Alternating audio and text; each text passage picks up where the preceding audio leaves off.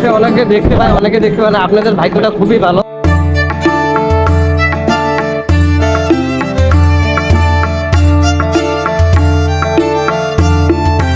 নেপালের লোকও কিন্তু আপনার এই কাঞ্চনজঙ্ঘা নেপাল থেকেও ক্লিয়ার দেখতে পায় না, ওনার মাথা উঠায় দেখে এইভাবে। এই যে ঘরটার এখানে কিছু ওই গেলোবার একজনকে মারে ফেলছে, ওনাদেরই লোক।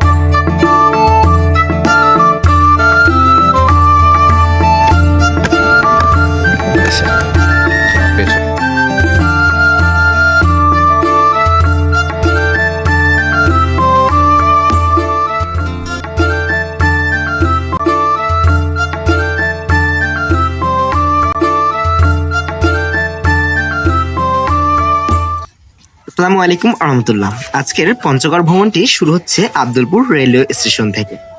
তো শুরুতেই মিক্সার সিমন ইউটিউব চ্যানেল এবং ফেসবুক পেজের পক্ষ থেকে আপনাদের সকলকে জানাই স্বাগত। তো আমরা জানি পঞ্চগড়গামী কয়েকটি ট্রেন থাকলেও পঞ্চগড় এক্সপ্রেস ট্রেনটি কিন্তু রাত 1:30-এ ছাড়ে। তো 1:30-এ ট্রেনটি ছেড়ে দেয় এবং আমরা কিন্তু আব্দুলপুর রেল স্টেশনে উঠে পড়ি এবং সেখান থেকে কিন্তু আরেকটি স্টেশনে চলে আসি এবং ট্রেন এখানে কিছুক্ষণের জন্য দাঁড়ায়। তো আমি সেখান থেকে কিছু ভিডিও করার চেষ্টা করি। আর বাইরের পরিবেশটা এবং প্রাকৃতিক সৌন্দর্য অর্থাৎ ট্রেনের ভেতরে কিন্তু অনেকেই বসেছিলেন। আর এখন রাত বাজে 3:30। তো কথা আছে যে 1:30 পঞ্চগড় এক্সপ্রেস ট্রেনটি কিন্তু আব্দুলপুর রেলওয়ে স্টেশন থেকে ছাড়ে এবং এই ট্রেনটি নিয়ে যে আমাদের ঠিক 6:10 নামিয়ে দেবে পঞ্চগড় অর্থাৎ হযরত সিরাজুল ইসলাম রেলওয়ে স্টেশন অর্থাৎ পঞ্চগড় জেলা রেলওয়ে স্টেশন। তো সেখানে নামিয়ে দিবে। তো যার কারণে কিন্তু আমরা ট্রেনের ভিতরে বসেছিলাম। আর এই যে ট্রেনের ওয়েদার আপনাদের দেখানোর চেষ্টা করছি।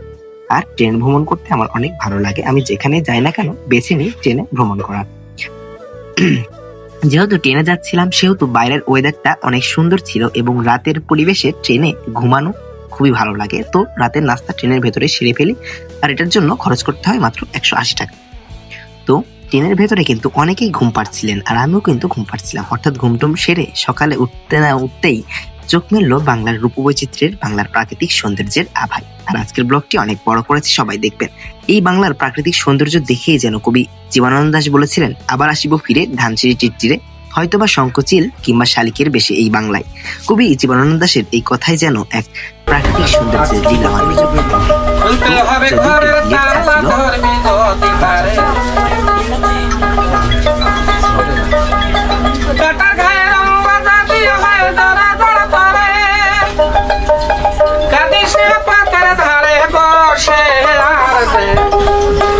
রাস্তা করে ধরবি যদি তারে, চলো মুর্শিদের বাজারে।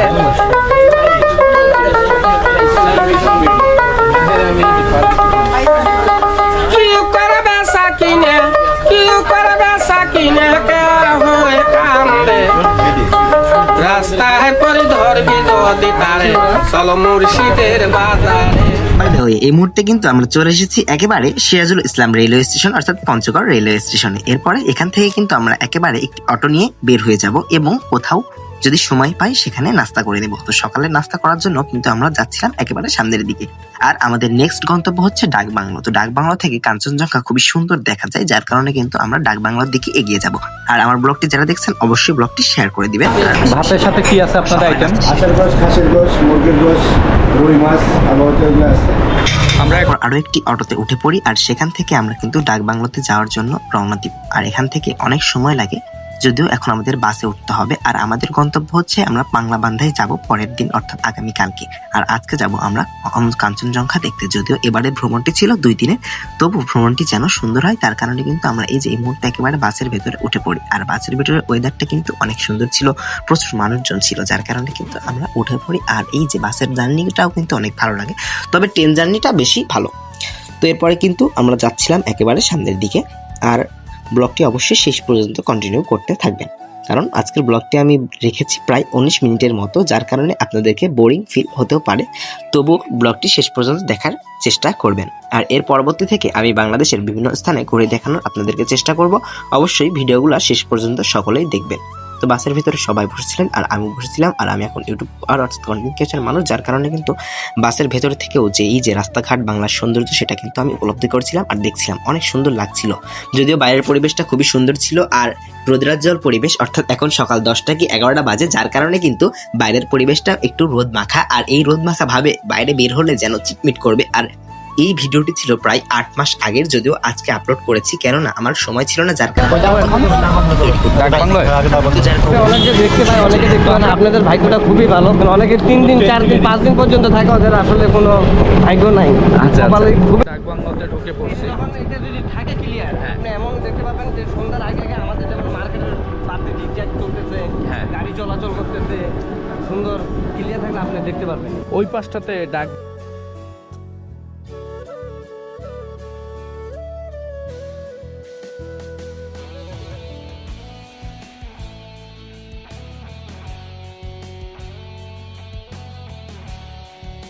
সো গাইজ, আমরা কিন্তু এই মুহূর্তে চলে এসেছি একেবারে বাংলার প্রাচীন সৌন্দর্যের আরও একটি দর্শনীয় স্থান, অর্থাৎ কাঞ্চনজঙ্ঘা দেখার জন্য এই ডাকবাংলোতে। আর এই ডাকবাংলো থেকে কিন্তু নেপালের পাহাড়, হিমালয় কিন্তু খুবই সুন্দর দেখা যায়। আমি আপনাদের একটু জুম করে দেখাই, এই যে দেখতে পাচ্ছেন সেটাই কিন্তু কাঞ্চনজঙ্ঘা নামে পরিচিত। যদিও সামনের দিকে আরেকটি রাস্তা রয়েছে, সেটিতেও আমরা যাব, সেখান থেকে আরও ক্লিয়ারলি দেখা যায় সেটি। আর এই মৌসুমের সময় কিন্তু অনেক পর্যটক এখানে আসেন, যার কারণে কিন্তু এখানে অনেক ভিড় থাকে। যদিও অনেক সুন্দর লাগছিল আমার। আর এখন হচ্ছে প্রায় দুপুরের পর, অর্থাৎ 4টার দিকে বাজে। আর একেবারে ওই পাশটাই যে দেখতে পাচ্ছেন, ওখানে কিন্তু রয়েছে একেবারে ভারত। এই যে আমি আপনাদেরগুলো দেখাই, যে ছবিগুলো কিন্তু দেখতে মনে হলেও এই যে ছবির পেছনে কিন্তু দেখা যাবে এই যে কাঞ্চনজঙ্ঘা, বাংলার যে প্রাচীন ঐতিহ্যের দিক, একবারে ঠিক ওই পাশটাই আমরা দেখতে পাচ্ছি, ওখানে কিন্তু কাঞ্চনজঙ্ঘা রয়েছে। আর এই মুহূর্ততে দেখতে প্রায় কিন্তু অনেক সুন্দর লাগছে, যার কারণে কিন্তু আজকের ভিডিওটি আরও সুন্দর হয়েছে আমি মনে করছি। আর এই যে সাবধান, অর্থাৎ সামনে সীমান্ত অতিক্রম নিষেধ বর্ডারটি রেখে দিয়েছে, অর্থাৎ বর্ডার গার্ড বাংলাদেশ, সামনে কিন্তু ভারত, যার কারণে কিন্তু এটি রেখে দেওয়া হয়েছে। এবং ওই পাশটাই কিন্তু আবারও নেপাল রয়েছে। আর এখান থেকে কিন্তু একেবারে কাঠমান্ডু কিংবা ভারতের দূরত্ব কিন্তু খুবই কম। আমি আপনাদেরকে গুগল লোকেশনের মাধ্যমে একটু পরে দেখাচ্ছি। আর ঠিক ওই পাশটাই কিন্তু একেবারে কাঞ্চনজঙ্ঘা রয়েছে। আর এই যে ওই সামনে নদীটা বয়ে গেছে, নদীটির সামনেই কিন্তু ভারতের বর্ডার রয়েছে, যার কারণে কিন্তু সীমান্ত নিষেধ। ওই যে গাড়ি দেখা যাচ্ছে, আমি আপনাদের জুম করে দেখাচ্ছি, এই গাড়িগুলো কিন্তু ওই রাস্তাতে চলাচল করে। যদিও বাংলাদেশের ভেতরে আমরা ওই রাস্তাতে চলাচল করতে পারবো। তো আরেকটা আমরা এখন ডাকবাংলো থেকে তেঁতুলিয়া পুরাতন বাজারে যাব, তো অনেক সেখান থেকে আমরা আবার শিলিগুড়ি ব্রিজ দেখতে পারবো, কিন্তু নদী আর এই দেখে আমরা সরাসরি আপনাদের রিসোর্টে চলে যাব। জি, ঠিক আছে, চলেন। ঠান্ডা কেমন পড়ে এখন এখানে? ঠান্ডা মোটামুটি অনেকটা নামে গেছে ঠান্ডা, যত দিন যাবে তত ঠান্ডা হবে। আচ্ছা, এইখানে সেই ব্রিটিশ বাজারটা ছিল না? তেঁতুলিয়া পুরাতন বাজার ছিল, সেই বাজার এখন একটু ভেঙে ফেলছে। ভেঙে ফেলার পর এখন আমাদের উপজেলা টিউনো স্যার এটা শিশু পার্ক বানাবে। আচ্ছা আচ্ছা, এই যে দেখতে তাহলে এটা হচ্ছে এক সময়কার ব্রিটিশ বাজার। আর এই যে এখানে কিন্তু একটি শিশু পার্ক, এইখান থেকে বসে জাস্ট দেখেন ওই যে ডাইরেক্ট আপনার সরাসরি চলে গেছে। ওইটা হলো আপনার বিএসএফ ক্যাম্প। আচ্ছা, এইটা বিএসএফ এর ওই যে ঘর, এই যে এখানে একটা বানাইছে, ওই যে ওইখানে আছে। আর এইদিকে চেক পোস্ট ওনাদের খুব ঘন ঘন। এই যে ঘরটার ওখানে কিছু ওই গেলোবার একজনকে মারে ফেলছে, ওনাদেরই লোক। মরে যাওয়ার পরে ওনাকে মানে পাও দিয়ে সারাটা দিন এই লাঠি মারছে, হাত দিয়ে টাচ করে নেই। পরে খবর হইতে হইতে বিকালে দেখা যায় ওনাদের এই পাশের গ্রামেরই লোক। আমরা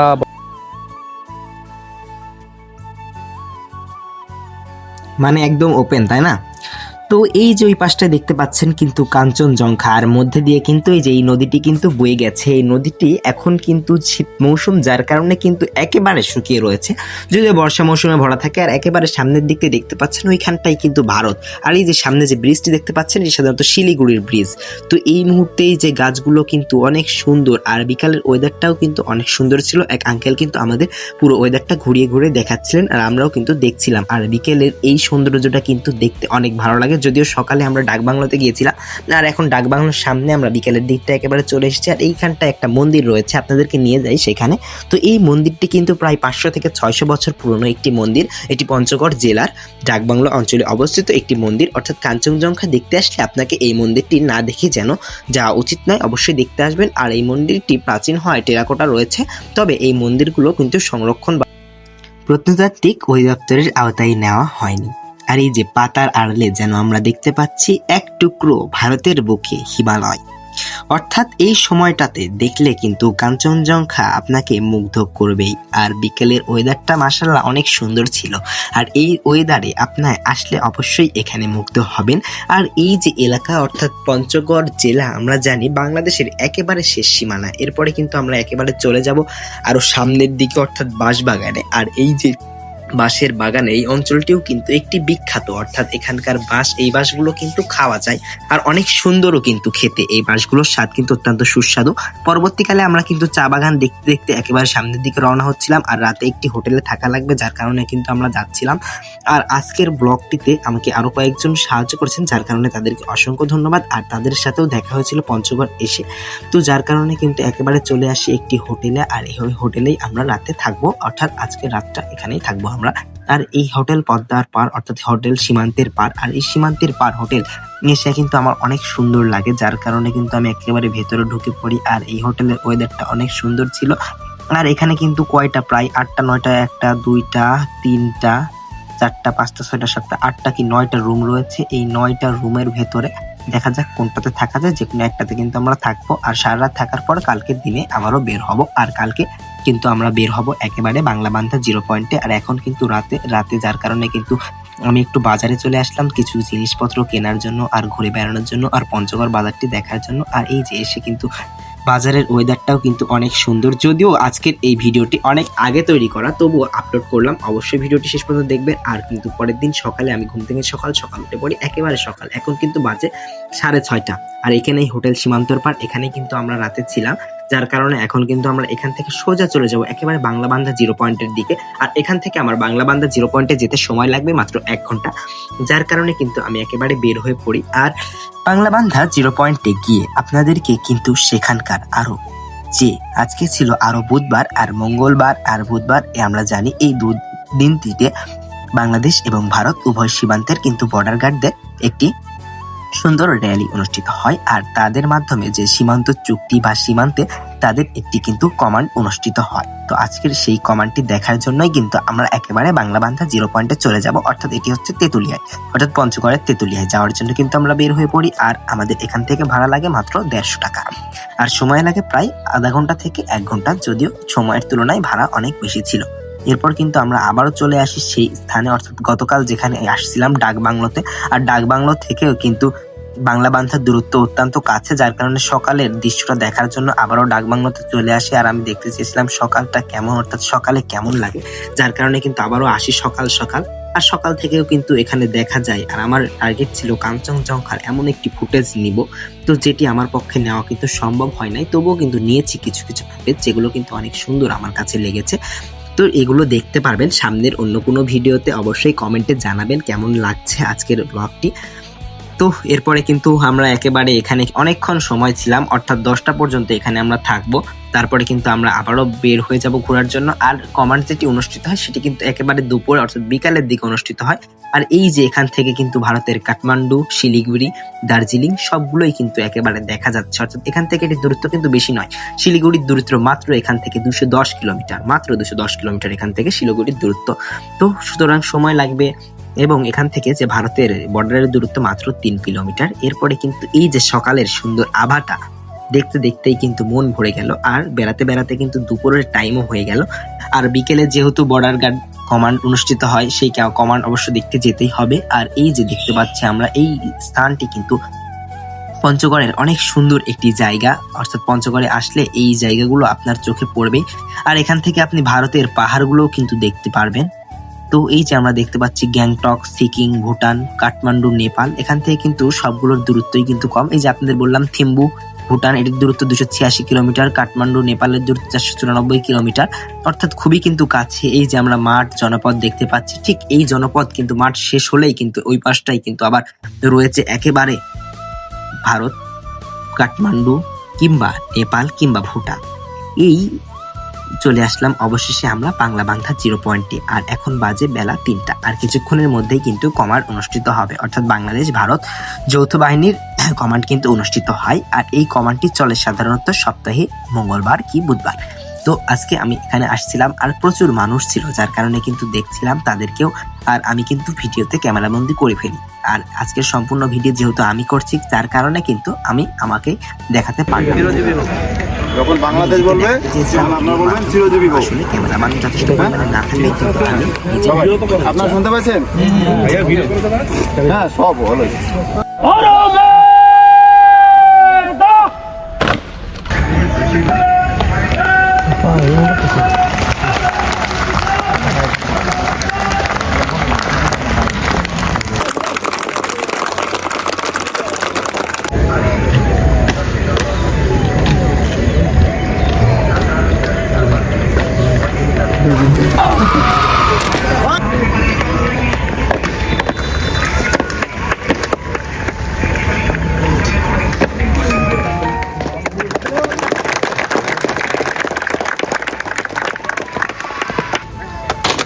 হবে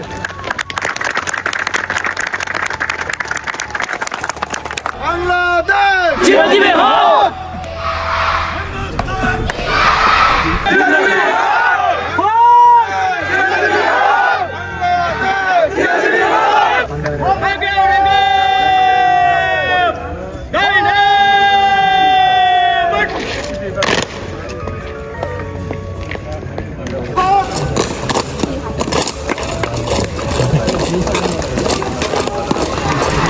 তো এখন আনুষ্ঠানিক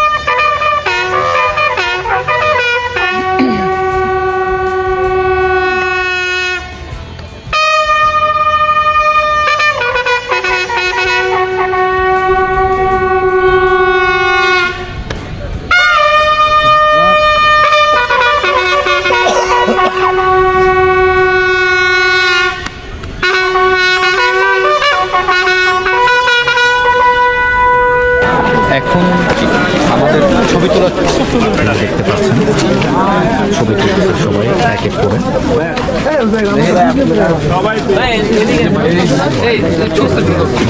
ভারতীয় বিএসএফ বাহিনী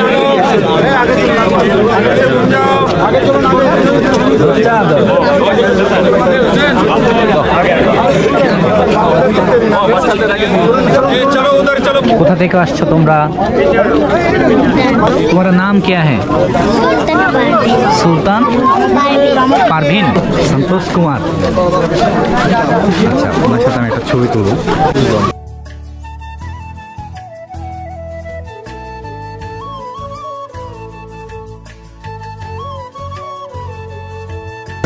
কি আপনি অনুষ্ঠান দেখতে যান নাই? অনুষ্ঠান দেখতে যান নাই? আমি যাই কেন? না, এখানে ভ্যান রাখতো। ও আচ্ছা, এটার জন্য। যাই হোক, কেমন লাগলো? অর্থাৎ আমার কাছে কিন্তু অনেক ভালো লেগেছে আজকে এই পঞ্চগড়ে এসে।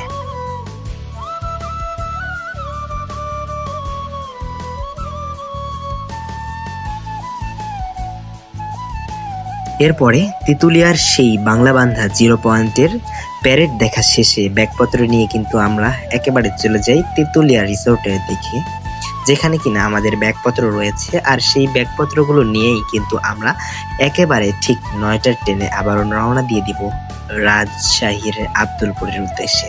অর্থাৎ এবারের পঞ্চগড় ভ্রমণটি ছিল আমার কাছে অনেক সুন্দর, যদিও এই ব্লগটি আজ থেকে প্রায় 8 মাস আগের, অর্থাৎ গত ডিসেম্বর মাসের। আর ছুটিতে কিন্তু মামার সাথে সেখানে গিয়েছিলাম, ব্যস্ততার কারণে ব্লগটি আপলোড করা হয়নি। তো আজকে আপলোড করলাম। অবশ্যই শেষ পর্যন্ত দেখেছেন যারা যারা কমেন্ট করে যাবেন। আর এই যে বাংলার চিরচারিত রূপ দেখতে দেখতে কিন্তু আমরা অবশ্যই কিন্তু রওনা দিয়ে দিই আমাদের প্রিয় জনপদ নাটোরের উদ্দেশ্যে। তো বাংলা বান্ধা ভ্রমণটি কেমন লেগেছে অবশ্যই কমেন্টে জানাবেন। সেই পর্যন্ত ভালো থাকবেন। আল্লাহ হাফেজ।